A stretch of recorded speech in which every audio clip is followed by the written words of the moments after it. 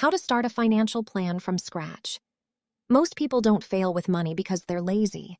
They struggle because nobody ever showed them where to start. Without a plan, every paycheck feels like it disappears on its own. In the next few minutes, I'll show you how to build a financial plan from scratch, even if you have debt, no savings, or feel completely overwhelmed. Introduction. Many people think financial planning is only for wealthy people or finance experts.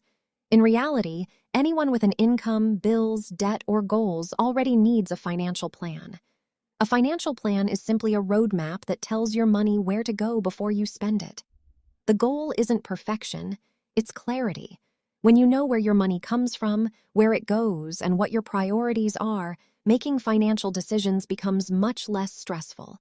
By the end of this video, you'll know how to understand your current situation, choose the right priorities, create a simple budget, turn goals into habits, and review your progress over time. Section 1. Know your starting point. Before planning your future, understand your present. Start by writing down your monthly net income, which is the money that actually reaches your bank account after taxes and deductions, not your gross salary. Next, list all your fixed expenses like rent, utilities, insurance, subscriptions, and loan payments. Then estimate your variable expenses such as groceries, fuel, entertainment, and eating out. Also make a simple list of your assets and liabilities. Assets are things you own that have value, like cash, savings, or investments. Liabilities are money you owe, such as credit card balances, personal loans, or a car loan. A common mistake is relying on memory. Instead, review your last 2 or 3 months of bank statements. The numbers often reveal spending habits you didn't notice. For example, imagine Sarah earns $2,500 every month. She believes she's barely spending anything unnecessary, but after reviewing her statements, she discovers over $250 each month goes toward food delivery, streaming services, and impulse online shopping. Suddenly, finding money to save doesn't seem impossible anymore. Takeaway: you can't improve what you don't measure. An honest picture of your finances is the foundation of every good financial plan. Now that you know where you stand, let's decide what deserves your attention first. Section 2. Decide your first priorities. Once you know your numbers, resist the urge to tackle everything at once. For most beginners, the order is 1. Cover essential bills. 2. Build an emergency fund. 3. Pay off high-interest debt. 4.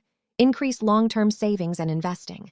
An emergency fund is money set aside for unexpected expenses like medical bills, losing a job, or car repairs. Financial experts often recommend 3 to 6 months of expenses, but don't let that number intimidate you. Your first goal can simply be $500 or $1,000. If you have high-interest credit card debt, prioritize paying it down. High interest uses compound interest, meaning interest keeps generating even more interest over time. Instead of your money growing for you, your debt grows against you. Imagine John's car suddenly needs a $700 repair. Because he has no emergency savings, he pays with a credit card charging 24% interest. What started as a repair becomes months of expensive payments. A small emergency fund could have prevented that. Many beginners wonder whether they should save or pay debt first. In many cases, doing both works well. Build a small emergency fund, then aggressively attack expensive debt. Common mistake: trying to save aggressively while ignoring high-interest debt often slows overall progress. Takeaway: prioritize protection first, then eliminate expensive debt before focusing heavily on investing. Once you know your priorities, it's time to give every dollar a purpose. Section 3. Build a simple budget. A budget isn't a punishment. It's simply a spending plan created before the month begins. One beginner-friendly approach is the 50-30-20 rule: 50% for needs, 30% for lifestyle, 20% toward financial goals. If those numbers don't fit your situation, that's okay. The percentages matter less than building a consistent system. Another useful question is this a need or a want? Groceries are a need. Daily restaurant meals are usually a want.